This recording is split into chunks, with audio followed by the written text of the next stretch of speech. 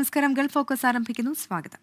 Indian പ്രധാനമന്ത്രി നരേന്ദ്രമോദിയെ വരവേൽക്കാൻ ഒരുങ്ങി കുവൈറ്റ്. സന്ദർശനത്തോടെ ഇന്ത്യ കുവൈറ്റ് സാമ്പത്തിക പങ്കാളിത്തം കൂടുതൽ കാര്യക്ഷമമാകുമെന്ന് വിലയിരുത്തപ്പെടുന്നു. മോദിയെ വരവേൽക്കാൻ കുവൈറ്റിനൊപ്പം ഇന്ത്യൻ സമൂഹവും ഒരുങ്ങി. ഇന്ത്യൻ പ്രധാനമന്ത്രി നരേന്ദ്രമോദിയുടെ കുവൈറ്റ് സന്ദർശനം മൂലം ഇരു രാജ്യങ്ങളും തമ്മിലുള്ള ഉഭയകക്ഷി ബന്ധം പുതിയ തലത്തിൽ എത്തുമെന്നാണ് വിലയിരുത്തപ്പെടുന്നത്. 2 ദിവസത്തെ സന്ദർശനത്തിനായാണ് ഇന്ത്യൻ പ്രധാനമന്ത്രി കുവൈറ്റിൽ എത്തിച്ചേരുന്നത്. ഇന്ത്യ കുവൈറ്റ് സാമ്പത്തിക പങ്കാളിത്തം കൂടുതൽ ശക്തമാക്കുന്ന പുതിയ കരാറുകളും നിക്ഷേപ പദ്ധതികളും ഉണ്ടാകുമെന്നാണ് പ്രതീക്ഷിക്കപ്പെടുന്നത്. ഇന്ത്യയുടെ ഊർജ്ജ മേഖലയിൽ കുവൈറ്റിന്റെ നിക്ഷേപം വർദ്ധിപ്പിക്കാനുള്ള ശ്രമങ്ങൾ ഉണ്ടാകുമെന്നും വിലയിരുത്തപ്പെടുന്നു. 43 വർഷങ്ങൾക്ക് ശേഷം ഇന്ത്യൻ പ്രധാനമന്ത്രി കുവൈറ്റ് സന്ദർശിക്കുന്നു എന്ന ചരിത്രപരമായ സവിശേഷതയോടെ എത്തുന്ന മോദിയെ വരവേൽക്കാൻ കുവൈറ്റ് സമൂഹത്തിനൊപ്പം ഇന്ത്യൻ സമൂഹവും ഒരുങ്ങിക്കഴിഞ്ഞു. നമ്മളും ആഗ്രഹിച്ചിട്ടുണ്ട് അദ്ദേഹം എന്നാണ് കുവൈറ്റിലേക്ക് വരുന്നതെന്ന്. ഇപ്പം ആ ഒരു വലിയ മുഹൂർത്തം സംജാതമായിരിക്കുകയാണ്. നമ്മൾ ഓരോരുത്തർക്കും അഭിമാനം നൽകുന്നൊരു മുഹൂർത്തമാണ്. അതുമാത്രമല്ല, കുവൈറ്റിൻ്റെ പുതിയ അമീറായിട്ടുള്ള ഹിസൈന സമീർ ഷെയ്ഖ് മിഷാൽ അഹമ്മദ് അൽ ജാബർ അൽ സബ, അദ്ദേഹം 1-ാം വാർഷികം ആഘോഷിക്കുന്ന ഈ സാഹചര്യത്തിൽ മോദിജിയുടെ സന്ദർശനം ഇന്ത്യ കുവൈറ്റ് ബന്ധത്തിലും വളരെ ഊഷ്മളമായ ഒരു പതിറ്റാണ്ടുകളായിട്ടുള്ള ബന്ധം കൂടുതൽ വലിയ തലങ്ങളിലേക്ക് എത്തിച്ചേരുമെന്ന് നമുക്ക് പ്രതീക്ഷിക്കാം. 43 വർഷങ്ങൾക്ക് ശേഷമാണ് ഒരു ഇന്ത്യൻ പ്രധാനമന്ത്രി കുവൈറ്റിലേക്ക് എത്തുന്നത്.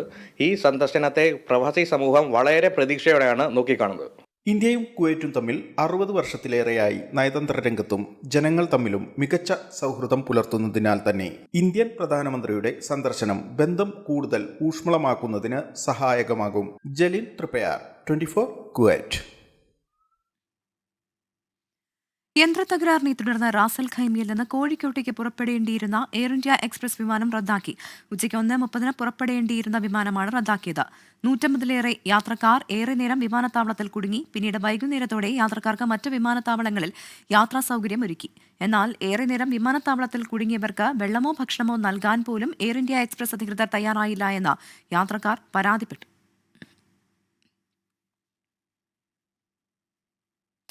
ഡോക്ടർ BR അംബേദ്കറിനെ ചൊല്ലിയുള്ള ഭരണ പ്രതിപക്ഷ പോരൽ ശീതകാല സമ്മേളനത്തിന്റെ അവസാന ദിവസവും പാർലമെന്റ് പ്രക്ഷുബ്ധം. അമിത്ഷായുടെ രാജി ആവശ്യപ്പെട്ട് പ്രതിപക്ഷം പാർലമെന്റിലേക്ക് പ്രകടനം നടത്തി. ഗാന്ധി പ്രതിമയ്ക്ക് മുന്നിലായിരുന്നു BJPയുടെ പ്രതിഷേധം. ഇന്നലത്തെ കയ്യാങ്കളിക്ക് പിന്നാലെ പാർലമെന്റ് കവാടത്തിലെ പ്രതിഷേധങ്ങൾക്ക് ലോക്സഭാ സ്പീക്കർ വിലക്കേർപ്പെടുത്തിയിരുന്നു. പ്രതിഷേധ കേന്ദ്രം പാർലമെന്റിൽ നിന്നും പ്രതിപക്ഷം വിജയ് ചൌക്കിലേക്ക് മാറ്റി. പാർലമെന്റിലേക്ക് അംബേദ്കർ ചിത്രങ്ങളുമേന്തി പ്രതിഷേധ മാർച്ച്.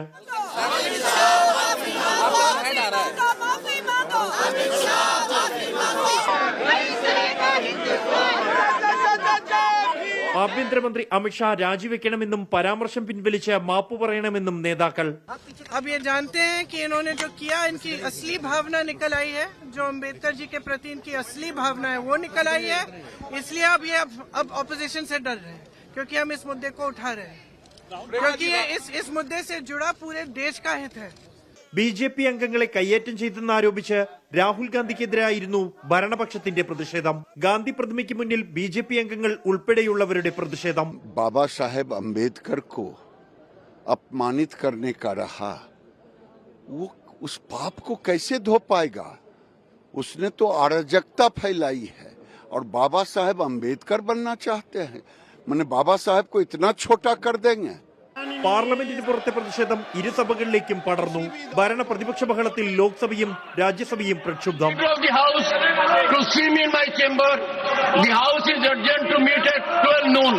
आप सभी को इस विषय पर नियमों की अनुपालना करना सुनिश्चित करना पड़ेगा. ഒരു രാജ്യം ഒരു തെരഞ്ഞെടുപ്പ് പരിഗണിക്കുന്ന JPC അംഗങ്ങളെ നിശ്ചയിച്ചുള്ള പ്രമേയം പാസാക്കിയ ശേഷം ഇരുസഭകളും അനിശ്ചിതകാലത്തേക്ക് പിരിഞ്ഞു. 24 ഡൽഹി. ഇടുക്കി കട്ടപ്പനയിൽ ബാങ്ക് സെക്രട്ടറിക്കും ജീവനക്കാർക്കുമെതിരെ ആത്മഹത്യാക്കുറിപ്പ് എഴുതി നിക്ഷേപകൻ ജീവനൊടുക്കി. CPIM നിയന്ത്രണത്തിലുള്ള കട്ടപ്പന റൂറൽ കോഓപ്പറേറ്റീവ് ബാങ്കിന് മുൻപിലാണ് മുളങ്ങാശ്ശേരി സാബുവിനെ തൂങ്ങിമരിച്ച നിലയിൽ കണ്ടെത്തിയത്. കുറ്റക്കാർക്കെതിരെ നടപടി ആവശ്യപ്പെട്ട് കോൺഗ്രസും BJPയും ഉൾപ്പെടെ പ്രതിഷേധവുമായി രംഗത്ത് വന്നു. വർഷങ്ങളോളം വിദേശത്ത് ജോലി ചെയ്ത് സമ്പാദിച്ച 80 ലക്ഷം രൂപയാണ് കട്ടപ്പന റൂറൽ കോഓപ്പറേറ്റീവ് സൊസൈറ്റിയിൽ സാബു നിക്ഷേപിച്ചത്. 55 ലക്ഷം രൂപ പലപ്പോഴായി തിരികെ ലഭിച്ചു. ബാക്കി 25 ലക്ഷം രൂപയും പലിശയും ബാങ്ക് തിരികെ നൽകാനുണ്ട്. പക്ഷേ ഒരാവശ്യഘട്ടത്തിൽ സാബുവിന് ആ തുക പ്രയോജനപ്പെട്ടില്ല. ഭാര്യയുടെ ചികിത്സയ്ക്ക് വേണ്ടി കഴിഞ്ഞ ഒരാഴ്ചയായി 2 ലക്ഷം രൂപ ആവശ്യപ്പെട്ട് ബാങ്കിൽ സാബു എത്തിയിരുന്നു. എന്നാൽ പണം നൽകാൻ ബാങ്ക് സെക്രട്ടറിയും ജീവനക്കാരും തയ്യാറായിരുന്നില്ല. ഇന്നലെ പണം ചോദിച്ചെത്തിയപ്പോൾ അസഭ്യം പറയുകയും പിടിച്ചു തള്ളുകയും ചെയ്തെന്നാണ് ആത്മഹത്യാക്കുറിപ്പ്. പെങ്ങള് കഴിഞ്ഞ ബുധനാഴ്ച മുതലക്കോട് ആശുപത്രിയിൽ യൂട്രസ് റിമൂവലുമായിട്ട് ബന്ധപ്പെട്ട് അഡ്മിറ്റാണ്. അപ്പോൾ അത് ഓപ്പറേഷൻ കഴിഞ്ഞ് ഇന്ന് ഡിസ്ചാർജ് ആകേണ്ടതായിരുന്നു. അതുമായിട്ട് ബന്ധപ്പെട്ട് ഇന്നലെ പുള്ളി ബാങ്കിൽ ചെല്ലുകയും 2 ലക്ഷം രൂപ അത്യാവശ്യമായിട്ട് വൈഫിന് ഡിസ്ചാർജുമായിട്ട് ബന്ധപ്പെട്ട് കൊടുക്കണമെന്ന് ആവശ്യപ്പെടുകയും ചെയ്തു. പക്ഷേ പൈസ കൊടുക്കാതിരിക്കുകയും അവിടെ ബാങ്കിൽ എന്തോ വാക്കുതർക്കം ഉണ്ടാകുകയും ഒന്നും ഉണ്ടായതായിട്ടാണ് എനിക്ക് എൻ്റെ ചേട്ടൻ്റെ വൈഫിൽ നിന്ന് അറിയാൻ കഴിഞ്ഞത്. ബാങ്ക് സെക്രട്ടറി റെജി, ജീവനക്കാരായ ബിനോയ്, സുജമോൾ എന്നിവർക്കെതിരെയാണ് ആത്മഹത്യാക്കുറിപ്പിൽ പേരെടുത്ത് പരാമർശം. ഇവർക്കെതിരെ നടപടിയെടുത്തില്ലെങ്കിൽ മൃതദേഹം വിട്ടുനൽകില്ലെന്ന നിലപാടിലായിരുന്നു കോൺഗ്രസും BJPയും വ്യാപാരികളും.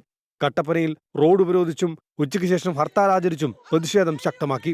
ഇത് നമുക്ക് CPM ഭരിക്കുന്ന എല്ലാ സഹകരണ സംഘങ്ങളിലും ഇന്ന് പണമിട്ടവരെ നിക്ഷേപകരെ ചെന്ന് കഴിയുമ്പം ഒരു ഗുണ്ടായിസ്ഥ രീതിയിലാണ് പെരുമാറിക്കൊണ്ടിരിക്കുന്നത്. ഇയാൾ ഓസ്ട്രേലിയയിൽ വർഷങ്ങളായി ജോലി ചെയ്തുകൊണ്ടിരുന്നത് അവിടെ ഉണ്ടാക്കിയ പണം കൊണ്ടാണ് ഇവിടെ വന്ന് ഈ റൂറൽ ഡെവലപ്മെന്റ് സെന്ററിൽ പണം ഇട്ടത്. ബാങ്കുകളുടെ കെടുകാര്യസ്ഥത മൂലമാണ് പുള്ളിക്കാരന് ഇങ്ങനെയൊരു സാഹചര്യം ഉണ്ടായത്. കാരണം കൃത്യസമയത്ത് അദ്ദേഹത്തിന്റെ ആവശ്യത്തിന് അദ്ദേഹത്തിന്റെ ഭാര്യ ഹോസ്പിറ്റലിലായിരുന്നു. അവരെ ഡിസ്ചാർജ് ആകുന്നതിന് വേണ്ടിയിട്ടാണ് ഈ ഒരു കാര്യം പൈസ ആവശ്യപ്പെടുകയും അത് കൃത്യസമയത്ത് കിട്ടാത്ത ഒരു സാഹചര്യം ചെയ്തുകൊണ്ടാണ് ഇത് സംഭവിച്ചിരിക്കുന്നത്. സാബുവിന്റെ മൃതദേഹം സംസ്കരിക്കുന്നതിന് മുമ്പ് പ്രതികൾക്കെതിരായ നടപടി സ്വീകരിക്കുമെന്ന ഉറപ്പിന്മേലാണ് പ്രതിഷേധം അവസാനിപ്പിച്ചത്. വീഴ്ച പറ്റിയിട്ടുണ്ടെങ്കിൽ കർശന നടപടി സ്വീകരിക്കുമെന്ന് CPM ജില്ലാ സെക്രട്ടറി CV വർഗീസ്. ഇനി അതുമായി ബന്ധപ്പെട്ട ഏതെങ്കിലും തരത്തിലുള്ള മനുഷ്യത്വരഹിതമായ നിലപാടുകൾ ജീവനക്കാരുടെ ഭാഗത്തുണ്ടായിട്ടുണ്ടെങ്കിൽ അതിനൊന്നും സംരക്ഷിക്കുന്ന നിലപാട് CPMനെ സംബന്ധിച്ചിടത്തോളം ഇല്ല. ആത്മഹത്യക്കിടയായ കാരണങ്ങൾ എന്താണെന്ന് പോലീസ് അന്വേഷിക്കട്ടെ, കണ്ടെത്തിയ അടിസ്ഥാനത്തിൽ CPM നിലപാട് സ്വീകരിക്കും. 12 ലക്ഷം രൂപയാണ് സാബുവിന് തിരികെ നൽകാനുള്ളതെന്നും തവണ വ്യവസ്ഥയിൽ എല്ലാ മാസവും തുക തിരിച്ചു നൽകിയിരുന്നതായും ബാങ്ക് അധികൃതർ പറയുന്നു. സംഭവത്തിൽ കട്ടപ്പന പോലീസ് കേസെടുത്ത് അന്വേഷണം ആരംഭിച്ചു. ഇടുക്കി മെഡിക്കൽ കോളേജിലെ പോസ്റ്റ്മോർട്ടത്തിന് ശേഷം മൃതദേഹം മോർച്ചറിയിൽ സൂക്ഷിച്ചിരിക്കുകയാണ്. 24 ഇടുക്കി. കേരള മനസാക്ഷിയെ നൊമ്പരപ്പെടുത്തിയ ഇടുക്കി ഷെഫീഖ് വധശ്രമ കേസിൽ പിതാവ് ഷെരീഫിനും രണ്ടാനമ്മ അനീഷയ്ക്കും തടവ് ശിക്ഷ. ഇരുവരെയും കുറ്റക്കാരെന്ന് കണ്ടെത്തിയ തൊടുപുഴ സെഷൻസ് കോടതി ഷെരീഫിന് 7 വർഷവും അനീഷയ്ക്ക് 10 വർഷവും തടവ് വിധിച്ചു. സംഭവം നടന്ന 11 വർഷങ്ങൾക്ക് ശേഷമാണ് ശിക്ഷ വിധിക്കുന്നത്. ജീവപര്യന്തം തടവ് ശിക്ഷ പ്രതികൾക്ക് നൽകണമെന്നായിരുന്നു പ്രോസിക്യൂഷൻ വാദം. മറ്റു മക്കളുണ്ടെന്നും ജീവിത സാഹചര്യം മോശമാണെന്നും പ്രതികൾ കോടതിയെ അറിയിച്ചു. ഉച്ചയ്ക്ക് മുൻപായി പ്രതികളെ കുറ്റക്കാർ എന്ന് കണ്ടെത്തിയ കോടതി ഉച്ചതിരിഞ്ഞ് ശിക്ഷ വിധിച്ചു. ഒന്നാം പ്രതിയായ ഷെഫീഖിന്റെ പിതാവ് ഷെരീഫിന് 7 വർഷം തടവും രണ്ടാം പ്രതിയായ രണ്ടാനമ്മ അനീഷയ്ക്ക് 10 വർഷം തടവുമാണ് വിധിച്ചിരിക്കുന്നത്. ഷെരീഫ് 50,000 രൂപയും അനീഷ 2 ലക്ഷം രൂപയും പിഴയൊടുക്കണം. പട്ടിണിക്കിട്ടും മർദ്ദിച്ചും കൊലപ്പെടുത്താൻ ശ്രമിച്ചുവെന്നായിരുന്നു കേസ്. വെറുതെ തൃപ്തികരമാണ്. പ്രതി മാക്സിമം കൊടുക്കാവുന്ന ലൈഫ് ഇംപ്രിസൺമെന്റ് ആണ്. പക്ഷേ ഈ പ്രതികളുടെ ജീവിത സാഹചര്യങ്ങളും ഈ ഇതിലെ ഒരു സ്ത്രീയും ആയതുകൊണ്ടും അവർക്ക് പിന്നീട് 5 മക്കൾ അവർക്ക് ഉണ്ടെന്നുള്ളതൊക്കെ ഒരു കോടതി പരിഗണിച്ചു എന്നാണ് എനിക്ക് തോന്നുന്നത്. ഷെഫീഖിന് നീതി കിട്ടിയെന്ന് കഴിഞ്ഞ 11 വർഷമായി പരിചരിക്കുന്ന ആയ രാഗിണി പറഞ്ഞു. കോടതി വിധിയോട് വൈകാരികമായിട്ടായിരുന്നു രാഗിണിയുടെ പ്രതികരണം. സന്തോഷമുണ്ട്. സന്തോഷം അത് പറഞ്ഞറിയിക്കാൻ പറ്റില്ല. അവൻ വേദനിച്ചതിന് അത്രയും വരില്ല. 2013 ജൂലൈ 15-നാണ് ക്രൂരമായ മർദ്ദനത്തെ തുടർന്ന് കുഞ്ഞിനെ കട്ടപ്പനയിലെ സ്വകാര്യ ആശുപത്രിയിൽ പ്രവേശിപ്പിച്ചത്. ദൃക്സാക്ഷികൾ ഇല്ലാതിരുന്ന കേസിൽ മെഡിക്കൽ തെളിവുകളുടെയും സാഹചര്യ തെളിവുകളുടെയും സഹായത്തോടെയാണ് പ്രോസിക്യൂഷൻ വാദം പൂർത്തിയാക്കിയത്. വർഷങ്ങൾ നീണ്ട ചികിത്സയ്ക്കൊടുവിൽ ഷെഫീഖ് ജീവിതത്തിലേക്ക് തിരികെ എത്തിയെങ്കിലും തലച്ചോറിനേറ്റ ക്ഷതം കുട്ടിയുടെ മാനസിക വളർച്ചയെ സാരമായി ബാധിച്ചു. 24 ഇടുക്കി. ചോദ്യപേപ്പർ ചോർച്ച വിവാദത്തിൽ യൂട്യൂബ് ചാനലായ MS സൊല്യൂഷൻസിലും CEO ഷുഹൈബിന്റെ വീട്ടിലും ക്രൈംബ്രാഞ്ചിന്റെ പരിശോധന. ലാപ്ടോപ്പും ഹാർഡ് ഡിസ്കും ഉൾപ്പെടെയുള്ള ഡിജിറ്റൽ ഡിവൈസുകൾ പരിശോധനയിൽ പിടിച്ചെടുത്തു. ചോദ്യപേപ്പർ ചോർച്ചയിൽ അന്വേഷണത്തിന് സമിതി രൂപീകരിച്ചെന്ന് വിദ്യാഭ്യാസ മന്ത്രി വി ശിവൻകുട്ടി പറഞ്ഞു. ചോദ്യപേപ്പർ ചോർച്ചയിൽ കേസെടുത്തതിന് പിന്നാലെയാണ് കൊടുവള്ളിയിലെ MS സൊല്യൂഷൻസിലും CEO ഷുഹൈബിന്റെ വീട്ടിലും പരിശോധന നടത്തിയത്. ലാപ്ടോപ്പ്, ഹാർഡ് ഡിസ്ക് ഉൾപ്പെടെയുള്ള ഡിജിറ്റൽ ഡിവൈസുകളും മൊബൈൽ ഫോണുകളും പിടിച്ചെടുത്തു. 5 മണിക്കൂറിലധികമാണ് ക്രൈംബ്രാഞ്ച് ഡിവൈഎസ്പിയുടെ നേതൃത്വത്തിൽ പരിശോധന നടത്തിയത്. ഡിജിറ്റൽ എവിഡൻസ് കളക്ട് ചെയ്യാന്നതായിരുന്നു ഉദ്ദേശം. അത് ഞങ്ങൾ കുറച്ച് ഡിവൈസസ് ഒക്കെ എടുത്തിട്ടുണ്ട്. അത് കൂടുതൽ ഇൻവെസ്റ്റിഗേഷൻ നടത്തിയാൽ മാത്രമേ ഇതിനെപ്പറ്റി കൂടുതൽ കാര്യങ്ങൾ വെളിവാക്കാൻ പറ്റുള്ളൂ. കേസുമായി ബന്ധപ്പെട്ട് AE ഉൾപ്പെടെ 7 പേരുടെ മൊഴി രേഖപ്പെടുത്തിയിരുന്നു. തട്ടിപ്പുൾപ്പെടെ 7 വകുപ്പുകൾ ചുമത്തിയാണ് നിലവിൽ പ്രാഥമിക അന്വേഷണം നടത്തുന്നത്. അതേസമയം കർശന നടപടിയുമായി മുന്നോട്ടു പോകാനാണ് വിദ്യാഭ്യാസ വകുപ്പിന്റെ തീരുമാനം. വകുപ്പുതല സമിതിയുടെ അന്വേഷണത്തിനനുസരിച്ച് തുടർ നടപടി ഉണ്ടാകുമെന്ന് മന്ത്രി വി ശിവൻകുട്ടി പറഞ്ഞു. ഇപ്പോൾ ഒരു സമിതിയെ ഡിപ്പാർട്ട്മെന്റ് ചുമതലപ്പെടുത്തിയിട്ടുണ്ട്. ഡിപ്പാർട്ട്മെന്റ് തല അന്വേഷണത്തിന് കൂടുതൽ ട്യൂഷൻ സെന്ററുകളും അന്വേഷണത്തിന്റെ പരിധിയിലാണ്. 24 കോഴിക്കോട്. മുഖ്യമന്ത്രിയാകാൻ കോൺഗ്രസിൽ ഏറ്റവും യോഗ്യൻ രമേശ് ചെന്നിത്തലയെന്ന് SNDP യോഗം ജനറൽ സെക്രട്ടറി വെള്ളാപ്പള്ളി നടേശൻ. NSSുമായി സഹകരിച്ചിട്ട് രമേശ് ചെന്നിത്തലയ്ക്ക് പ്രത്യേകിച്ച് ഗുണമില്ല. കോൺഗ്രസിൽ 5 പേർ താക്കോലിനായി നടക്കുകയാണെന്നും വെള്ളാപ്പള്ളി നടേശൻ പറഞ്ഞു. അടുത്ത ഒരു തെരഞ്ഞെടുപ്പിൽ താക്കോൽ കിട്ടാൻ കോൺഗ്രസ്സുകാർക്ക് ഇവിടെ 5 പേര് താക്കോലിന് വേണ്ടി നടന്നുണ്ട്. രമേശ് എന്താ കുറവ്? മുഖ്യമന്ത്രിയെ കാണിക്കാനുള്ള എല്ലാ യോഗ്യതയും പ്രവർത്തന പാരമ്പര്യവും അതോടൊപ്പം തന്നെ ഇത്തരം ദീർഘമായ പാരമ്പര്യം കോൺഗ്രസിനകത്ത് ഉറപ്പിച്ചു നിന്ന് പ്രവർത്തിച്ച ഒരാണ്. എത്രയോ ചെറുപ്പത്തിലെ ഉന്നത നിലയിൽ ഉയർന്നു വന്നിട്ടുള്ള ഒരു നേതാവ്. അദ്ദേഹത്തിന് മുഖ്യമന്ത്രി പദത്തിലേക്ക് ഉയരാനോ അത് നയിക്കാനോ മറ്റാരേക്കാളും മെച്ചപ്പെട്ട ഒരു കഴിവും ശേഷിയും ചേമുഷ്ടിയും അദ്ദേഹത്തിനുണ്ടെന്ന് വിശ്വസിക്കുന്ന ആളാണ് ഞാൻ. കോൺഗ്രസിന്റെ മുഖ്യമന്ത്രിയെ തീരുമാനിക്കുന്നത് മല്ലികാർജ്ജുൻ ഖർഗെയും രാഹുൽ ഗാന്ധിയുമാണെന്നായിരുന്നു കെ മുരളീധരന്റെ മറുപടി. അല്ല, അതൊക്കെ മല്ലികാർജ്ജുൻ ഖാർഗെജിക്കും രാഹുൽ ഗാന്ധിക്കും ഒക്കെ ഏൽപ്പിക്കുകയല്ലേ നല്ലത്. ഞങ്ങൾ അവരെയാണ് ഏൽപ്പിച്ചിട്ടുള്ളത്.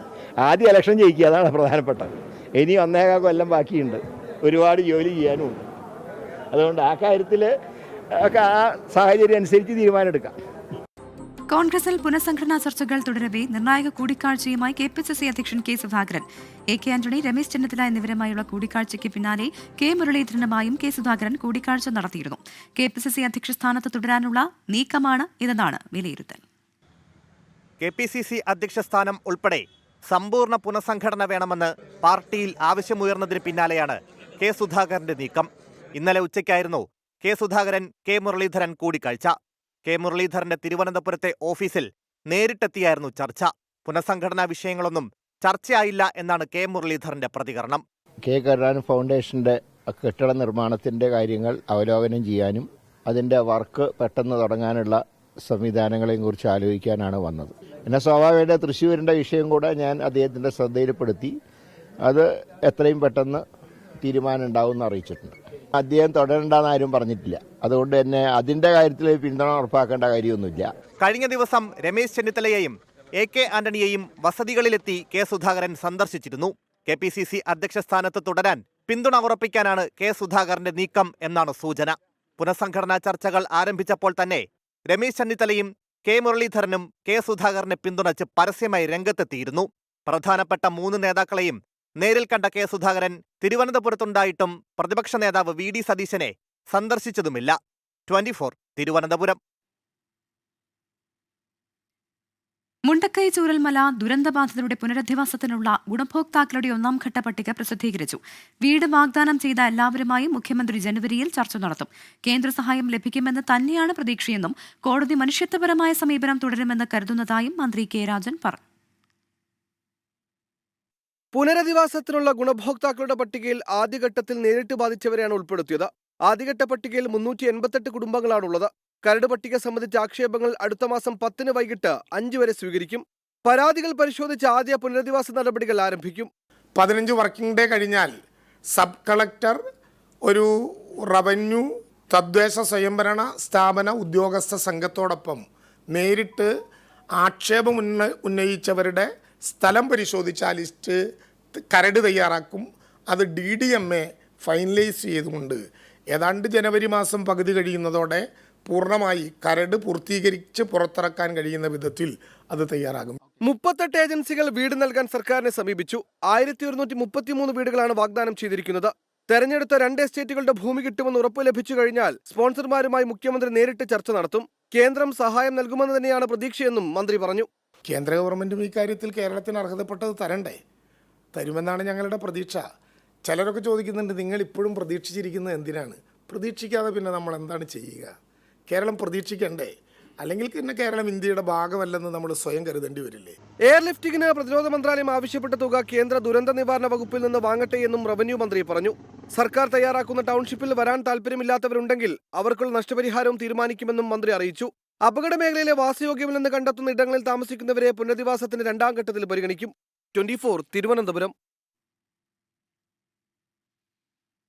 8 ദിവസം നീണ്ടുനിന്ന 29ാമത് കേരള രാജ്യാന്തര ചലച്ചിത്രോത്സവം സമാപിച്ചു. നിശാഗന്ധി ഓഡിറ്റോറിയത്തിൽ നടന്ന സമാപന സമ്മേളനം മുഖ്യമന്ത്രി പിണറായി വിജയൻ ഉദ്ഘാടനം ചെയ്തു. സ്പിരിറ്റ് ഓഫ് സിനിമ അവാർഡ് സംവിധായിക പായൽ കപാടിയയ്ക്ക് മുഖ്യമന്ത്രി സമ്മാനിച്ചു. മികച്ച സിനിമയ്ക്കുള്ള സുവർണ ചകോരം ബ്രസീലിയൻ ചിത്രം മലു നേടി. ലോക സിനിമാ കാഴ്ചകളുടെ ഉത്സവം കൊടിയിറങ്ങി. മികച്ച ചിത്രത്തിനുള്ള സുവർണ ചകോരം പെഡ്രോ ഫ്രയറിയുടെ മലു സ്വന്തമാക്കി. നിശാഗന്ധിയിൽ വെച്ച് നടന്ന ചടങ്ങിൽ മുഖ്യമന്ത്രി പിണറായി വിജയൻ പുരസ്കാരം സമ്മാനിച്ചു. Suvarna Chakoram for best film and the award goes to Malu by Pedro ഫ്രയറെ.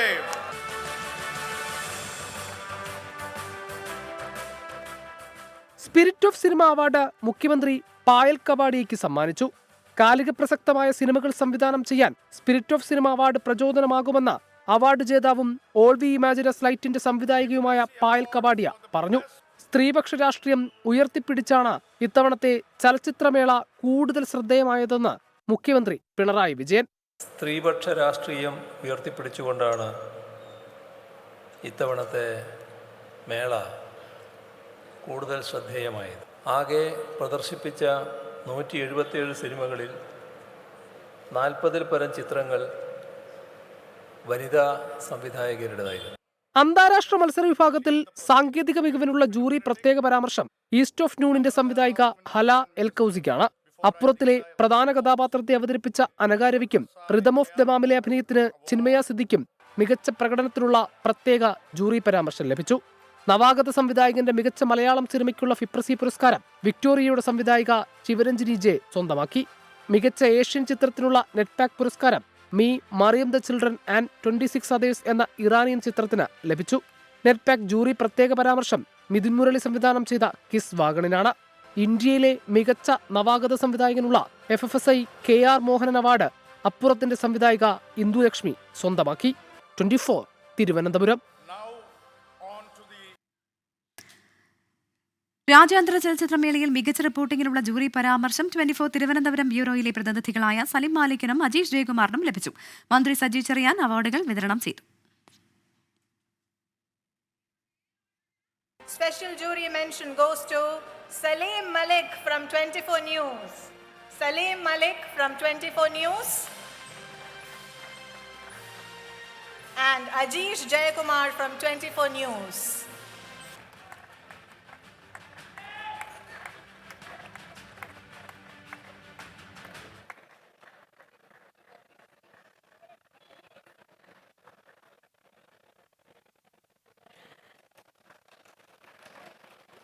ഒരേ സ്ഥാപനത്തിൽ നിന്നുള്ള 2 പേരാണ് സ്പെഷ്യൽ ജൂറി മെൻഷൻ നേടുന്നത്, സലീം മലിക്, അജീഷ് ജയകുമാർ. ഇനി നമ്മൾ മികച്ച ഫോട്ടോഗ്രാഫർ കാറ്റഗറിയിലേക്കാണ് പോകുന്നത്. രാജ്യാന്തര ചലച്ചിത്രമേളയിൽ അവാർഡുകൾ വാരിക്കൂട്ടി ഫെമിനിച്ചി ഫാത്തിമ.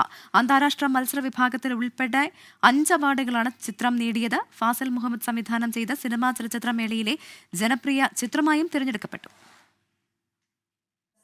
പൊന്നാനിയിലെ തീരദേശം പശ്ചാത്തലമാക്കി ഒരുക്കിയ ഫെമിനിച്ചി ഫാത്തിമ കേരള രാജ്യാന്തര ചലച്ചിത്രമേളയിലെ സൂപ്പർ ഹിറ്റായി. മികച്ച ചിത്രത്തിനുള്ള പ്രേക്ഷക പുരസ്കാരവും ചിത്രം നേടി. അന്താരാഷ്ട്ര മത്സര വിഭാഗത്തിലെ മികച്ച ചിത്രത്തിനുള്ള ഫിപ്രസി പുരസ്കാരവും മികച്ച മലയാള ചിത്രത്തിനുള്ള നെറ്റ്പാക് പുരസ്കാരവും ഫെമിനിച്ചി ഫാത്തിമയ്ക്ക്. അന്താരാഷ്ട്ര മത്സര വിഭാഗത്തിൽ മികച്ച തിരക്കഥയ്ക്കുള്ള ജൂറി പുരസ്കാരവും KR മോഹനൻ എൻഡോമെന്റ് പുരസ്കാരവും ചിത്രത്തിന്റെ സംവിധായകൻ ഫാസിൽ മുഹമ്മദ് സ്വന്തമാക്കി. മേളയിൽ പ്രദർശിപ്പിച്ചപ്പോഴൊക്കെ വലിയ തിരക്കും കയ്യടിയുമായിരുന്നു സിനിമയ്ക്ക് ലഭിച്ചത്. ഭർത്താവായ അഷ്റഫിന്റെ കർശന നിയന്ത്രണത്തിൽ ജീവിക്കുന്ന ഫാത്തിമ എന്ന വീട്ടമ്മയാണ് സിനിമയിലെ പ്രധാന കഥാപാത്രം.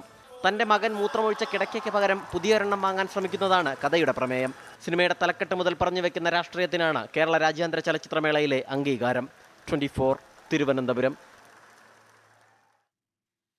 ക്ഷേമ പെൻഷൻ തട്ടിപ്പിൽ സർക്കാർ ജീവനക്കാരെ പിരിച്ചുവിടാൻ ശുപാർശ. പൊതുഭരണ വകുപ്പിലെ 6 പാർട്ട് ടൈം സ്വീപ്പർമാരെ പിരിച്ചുവിടാനാണ് ശുപാർശ.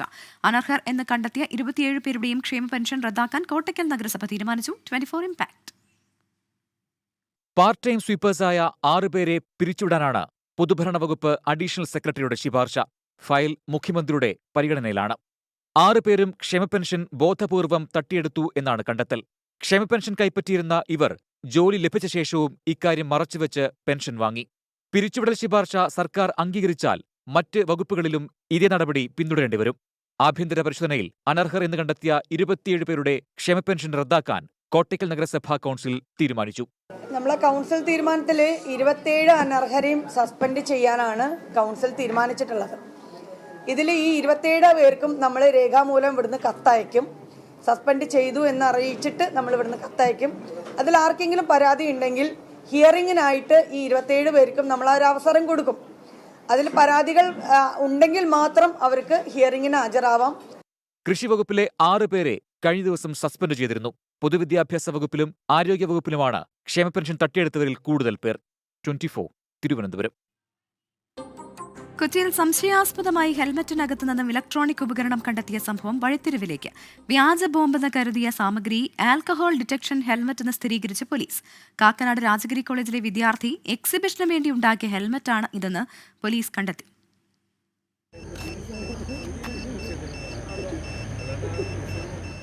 മെട്രോ നഗരത്തിൽ ഹെൽമറ്റിനകത്ത് ഇലക്ട്രോണിക് ഉപകരണം. രാവിലെ അല്പം പരിഭ്രാന്തി ഉണ്ടാക്കി ഈ വാർത്ത. ഹെൽമറ്റ് ആരെങ്കിലും മറന്നു വെച്ചതാണോ എന്ന് സംശയം. ജനങ്ങളെ പരിഭ്രാന്തരാക്കുകയാണോ ലക്ഷ്യം? കുറച്ചു മണിക്കൂറിനുള്ളിൽ നിരവധി സംശയങ്ങൾക്കാണ് ഈ ഉപകരണം ഇടയാക്കിയത്. കാക്കനാട് പോലീസ് സ്ഥലത്തെത്തി പരിശോധന. ഒടുവിൽ പേടിപ്പെടുത്തുന്നതായി ഒന്നുമില്ല എന്ന് പോലീസിന്റെ സ്ഥിരീകരണം. കാക്കനാട് രാജഗിരി കോളേജ് വിദ്യാർത്ഥികൾ എക്സിബിഷന് വേണ്ടി നിർമ്മിച്ച ആൽക്കഹോൾ ഡിറ്റക്ഷൻ ഹെൽമറ്റാണെന്ന് സ്ഥിരീകരണം. പഠനാവശ്യത്തിന് വേണ്ടി നിർമ്മിച്ച ഹെൽമറ്റ് വലിയ ചർച്ചയായി മാറിയല്ലോ എന്ന അങ്കലാപ്പിലാണ് വിദ്യാർത്ഥികൾ. വിദ്യാർത്ഥികളെ പഴിക്കരുതെന്ന് പോലീസ്. കോളേജിൽ ഇന്നലെ നടന്ന എക്സിബിഷന്റെ ഭാഗമായിട്ട് അവതരിപ്പിച്ച അതേ ഇലക്ട്രോണിക് യൂണിറ്റുകൾ തന്നെയാണ് അവർ ഇന്നലെ ഇതിനെ അവതരിപ്പിച്ച കുട്ടികൾ ഇതേ ഹോട്ടലിലെത്തിയിരുന്നു. അവിടെ ചായ കുടിക്കാൻ വന്ന് തിരിച്ചു വന്ന് സമയത്ത് അവരുടെ വണ്ടി കേടായി. ആ വണ്ടി നന്നാക്കുന്നതിൻ്റെ തിരക്കിൽ ഇത് എടുക്കാൻ മറന്നുപോയതാണ്. അങ്ങനെ അടുത്ത വണ്ടിയിലേക്ക് അത് ഷിഫ്റ്റ് ആയതാണ്. അപ്പോൾ ഈ കാര്യങ്ങൾ നമ്മൾ പ്രാഥമികമായി വെരിഫൈ ചെയ്തതിൽ ഇതെല്ലാം ശരിയാണ്. ഇവിടെ അവിടെ കോളേജിലെ മാനേജ്മെൻറ്റ് അവിടുത്തെ സ്റ്റാഫുമായിട്ടും പ്രൊഫസർമാരുമായിട്ടൊക്കെ സംസാരിച്ച് ഇതെല്ലാം വെരിഫൈ ചെയ്തതിൽ സത്യമാണെന്ന് ബോധ്യപ്പെട്ടിരിക്കുകയാണ്. വിദ്യാർത്ഥികൾ പോലീസിനെ കണ്ട് കാര്യങ്ങൾ വിശദീകരിച്ചതോടെ സംഭവത്തിന് വിരാമം. ഇനി ഇത് ചർച്ചയാക്കരുതെന്ന അഭ്യർത്ഥന മാത്രമാണ് വിദ്യാർത്ഥികൾക്കുള്ളത്. 24 കൊച്ചി. എറണാകുളം കോതമംഗലത്ത് 6 വയസ്സുകാരിയുടെ കൊലപാതകത്തിൽ രണ്ടാനമ്മ അറസ്റ്റിൽ. ഭർത്താവിന്റെ ആദ്യ ഭാര്യയിലെ കുഞ്ഞിനെ ഇഷ്ടമില്ലാത്തതിനാൽ ഒഴിവാക്കാനായിരുന്നു കൊലപാതകമെന്ന പ്രതി അനീഷയുടെ മൊഴി. ദുർമന്ത്രവാദത്തിന്റെ ഭാഗമാണ് കൊലപാതകമെന്ന സംശയം തള്ളുകയാണ് പോലീസ്. കോതമംഗലം ഇരുമലപ്പടിക്ക് സമീപമായിരുന്നു നാടിന് നടുക്കിയ കൊലപാതകം. ഭർത്താവ് അജാസ് ഖാന്റെ ആദ്യ ഭാര്യയിലെ മകളായ മുസ്കാനയെ ഇഷ്ടമില്ലാത്തതിനാലാണ് കൊലപ്പെടുത്തിയതെന്നാണ് രണ്ടാനമ്മ അനീഷയുടെ മൊഴി. കൊലപാതകത്തിൽ പിതാവ് അജാസ് ഖാന് പങ്കില്ലെന്ന് പോലീസ് സ്ഥിരീകരിച്ചു. ദുർമന്ത്രവാദമാണ് കൊലപാതകത്തിന് കാരണമെന്ന അഭ്യൂഹങ്ങൾ ഉയർന്നിരുന്നു. ഇതേ തുടർന്ന് മന്ത്രവാദി നൌഷാദിനെ പോലീസ് കസ്റ്റഡിയിലെടുത്തു. എന്നാൽ ഇയാൾക്ക് കൊലപാതകവുമായി ബന്ധമുണ്ടെന്ന് കണ്ടെത്താനായില്ല. ഇതിന് മുമ്പ് കുറേ തവണ ഈ സ്ത്രീയുടെ ഭർത്താവ് ഈ സ്ത്രീനെ ഈ നൌഷാദിൻ്റെ വീട്ടിൽ 2-3 തവണ കൊണ്ടുപോയിരുന്നു കൺസൾട്ടേഷന് വേണ്ടി. അന്നേ ഈ നൌഷാദ് ഈ സ്ത്രീനെ പറഞ്ഞു ഈ സ്ത്രീയുടെ ശരീരത്തിലേക്ക് 3 ബാധ ഉണ്ട്. സോ ആ ബാധയിലെ 3 ബാധയിലെ 2 ബാധ ഓൾറെഡി ട്രീറ്റ്മെൻറ്റ് ചെയ്തിരുന്നു. ഒരു ബാധ മാത്രം ബാക്കിയാണ്. അത് നമ്മൾ അന്വേഷിക്കുന്നു. അതുമായി ബന്ധപ്പെട്ട already drugs and magics act പ്രകാരം ഒരു കേസ് രജിസ്റ്റർ ചെയ്തിട്ടുണ്ട്. അനീഷയെ മുമ്പ് ദുർമന്ത്രവാദത്തിന് വിധേയയാക്കിയതിന് നൌഷാദിനെതിരെ കേസെടുത്തിട്ടുണ്ട്. ഇന്നലെ രാത്രി എറണാകുളം റൂറൽ എസ്പിയുടെ നേതൃത്വത്തിലുള്ള ചോദ്യം ചെയ്യലിലാണ് പ്രതി അനീഷ കുറ്റം സമ്മതിച്ചത്. പ്രതിയെ സംഭവസ്ഥലത്തെത്തിച്ച് വിശദമായ തെളിവെടുപ്പ് നടത്തി. കളമശ്ശേരി മെഡിക്കൽ കോളേജിലെ പോസ്റ്റ്മോർട്ടത്തിന് ശേഷം കുട്ടിയുടെ മൃതദേഹം കോതമംഗലം ഗവൺമെന്റ് ആശുപത്രി മോർച്ചറിയിൽ സൂക്ഷിച്ചിരിക്കുകയാണ്. നാളെയാണ് സംസ്കാരം. 24 കൊച്ചി. ഫോക്കസ് പൂർണ്ണമാക്കുന്നു. Good night.